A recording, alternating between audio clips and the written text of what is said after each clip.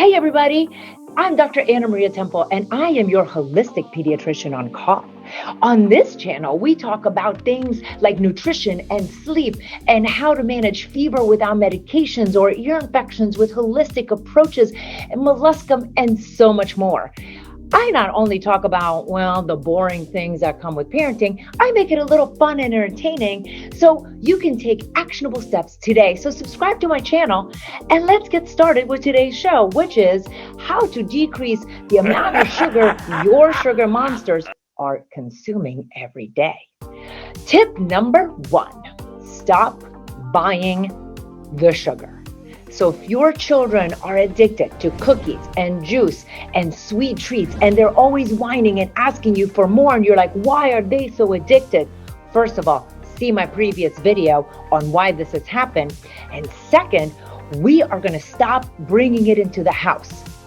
Forgive me for a second if I say that this is the same as a drug addiction. I'm not making light of drug addiction, but sugar is as addictive as cocaine.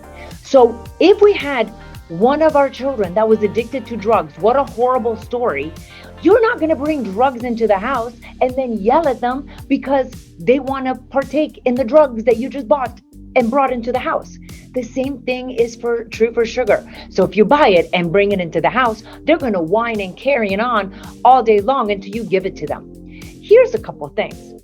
Number 1, children don't have a driver's license if they're less than 16 years old. Number 2, they don't have cash money for groceries. And even if they have cash money, they're not going to spend it on groceries. So stop buying the sugary garbage and stop bringing it into your house. I promise you, whining usually stops between 2 and 3 days once they know it's no longer coming into the house. Now, what if they whine and say, Mom, how come you didn't bring any juice? Or how come you didn't bring the usual cookies? And you say, ready? Children, there's the pandemic out there. They ran out of juice and cookies. What? Nothing I can do about it. It's a pandemic. Everybody bought it. A lot of you go, wait, you're saying lie to my children? I'm not cool with that. Oh, wait, do you tell your children that there's a tooth fairy or Santa Claus? I rest my case. Tip number 2, portion control. Simple thing we can do today. One of the things that we don't realize is that when we look at the packages and look at how much is a serving size, we assume that that is great for all ages.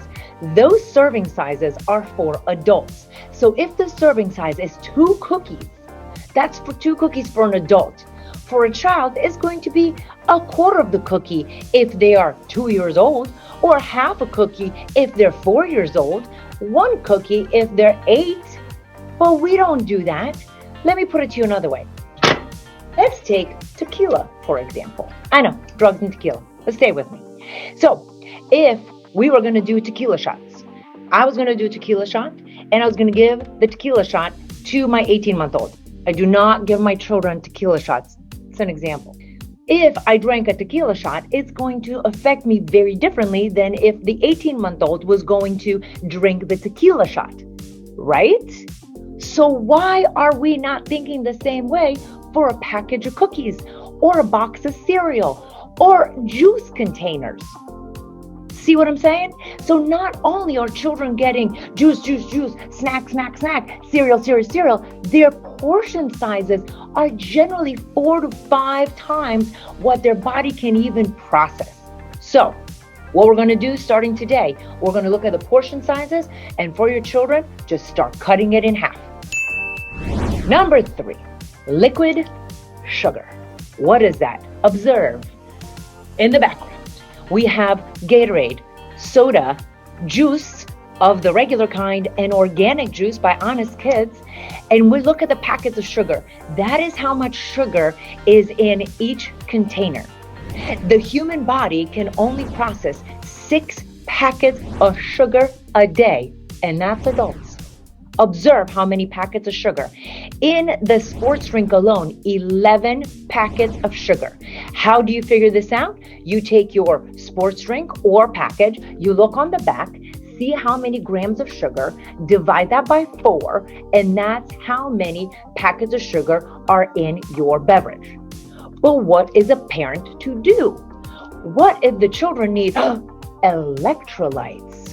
Oh, you mean for a 5-year-old soccer game where they sit in the outfield and pick flowers for like 30 minutes? They just need water. It's good.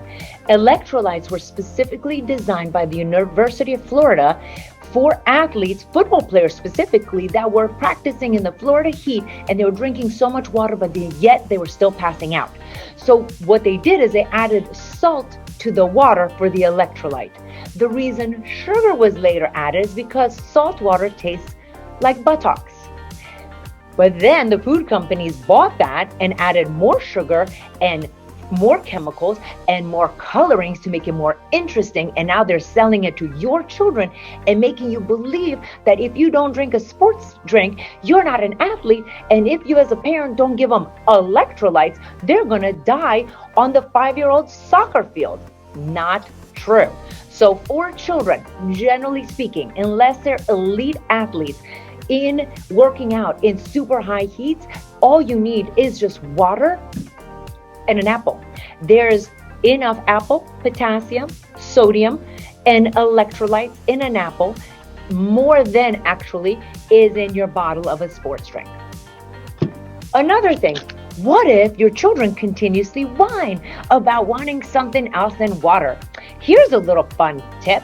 Well, this you can find at Walmart or on Amazon. These are water infusing bottles that come with little baskets. In the basket, you can have the children choose and select different fruits or herbs. You can put lemons, limes, basil, strawberries, cucumbers. Here, I made a cute little plate of different options that you can put in this little basket, fill it with water, leave it in the fridge overnight, and now you have infused water in the morning. Have the kids pick and choose and do taste tests to make them involved in choosing their drink, which will make them more open-minded to drinking something other than sugar. Number 4, lunches.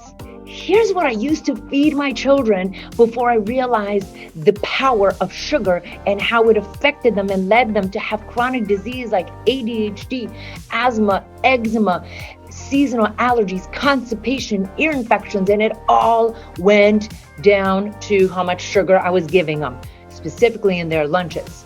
I used to feed them Uncrustables, filled with a lot of junk, but a lot of sugar. How about need a little crunch in their lunchbox, so you'll do granola bars, tons of sugar. How about, oh my gosh, but they need calcium, and look, Go-Gurts come in really fun flavors. What about these? More sugar.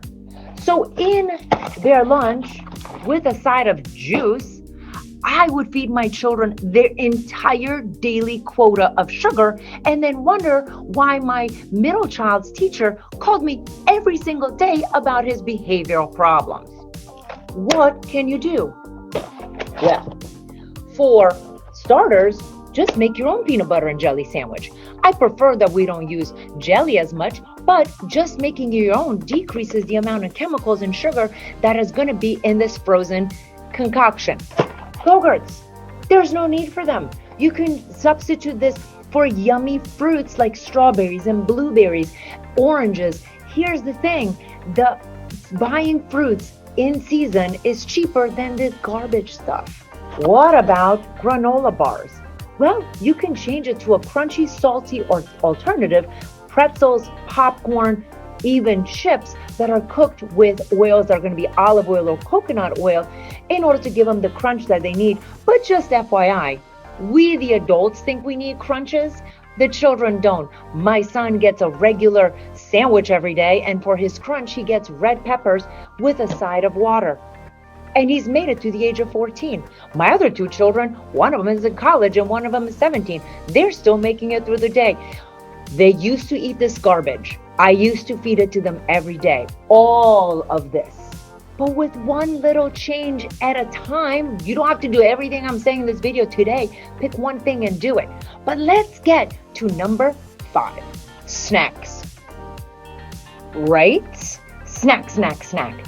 What should you do? Here's a quick tip. Before your child is reaching for a packaged product, you ask them, would you rather have an apple or a vegetable that's a leek. Okay, no one's going to eat a leek. I really need an assistant to get my props together. An apple or a vegetable before they eat a packaged snack. That way, you're not a no-saying parent, you're a yes parent, and you're saying, of course you can have that bag of popcorn, but before you do, would you like to eat a fruit or a vegetable? Because something from the ground needs to fill our bellies before we are allowed to eat something from a package. If they say no, they'd rather not have a plant, then they're not hungry and they don't get a packaged food. You'll be amazed how children over time, it's not going to happen overnight, they'll just go along with the plan. Also, if they eat a fruit or a vegetable and they finish the bag of popcorn and they're still wanting another snack, then the rule applies again. Would you like a fruit or a vegetable before your next snack? I'd also suggest you chuck them outside, gently of course, so they can go play and maybe do something else rather than stare at the pantry and drive you nuts with more snacks, and oftentimes those derail into a lot of sugar products. And what if your children don't eat fruits or vegetables? That's okay. They don't need a packaged snack. Nobody who has food in the house has perished from skipping a snack. So we're not saying don't give them a meal. I'm saying they don't deserve to have a packaged snack if they can't tolerate any fruits or vegetables. Dog. Okay, you're gonna have to go out.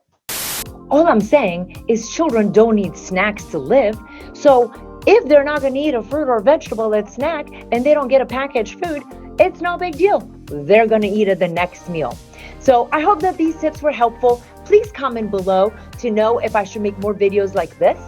And for those of you who are like dying to have tips right now before the next video comes out, I have all these tips in my handy dandy book that you can find on Amazon, The Rule of 5, A Parent's Guide to Raising Healthy Kids in This Unhealthy World, where I talk about all the electrolytes, snack time, sugar monsters, and so on and so forth. Easy read. Most of my mamas have been reading this in one day.